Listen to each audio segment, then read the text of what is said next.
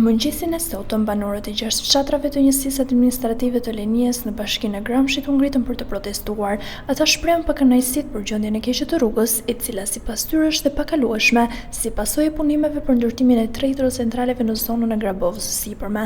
Këto hidrocentrale shfrytëzojnë ujin e të gjithë zonës, por banorët shprehen se kompania që po zhvillon këto projekte nuk ka bërë asnjë investim në infrastrukturën e zonës. Ne jemi mbledhur këtu për punën e rrugës, që të na bëhet rruga.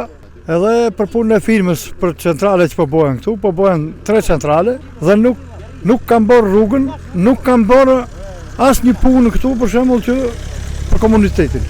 Kanë bërë shumë masakrime, domethënë e kanë marrë inertë ku të duan ata, i kanë prishur me prenje me komplet.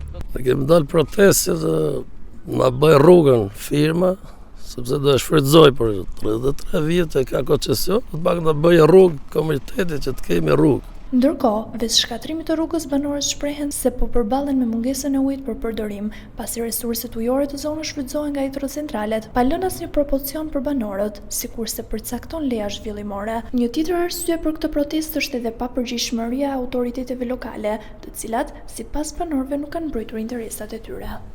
Policia nuk na jep drejt. Vinë këtu edhe nuk na i miratojnë ato kërkesën që kemi bërë për tubim. Bashkia e Gramshit nuk vine, kryepleqt s'kan dalë fare, se ju kanë thënë atë mos dilni për kryepleqt edhe administratori s'vine, vetëm populli. Do të ishte pranishëm edhe për shteti, sepse për shteti vendor, kur votojnë kërkojnë votat, edhe kryetari i bashkisë, se kemi patriot këtu nga Lenia, duhet të ishte. Ballafaqojmë me popullin, thëmë se çfarë duhet bërë.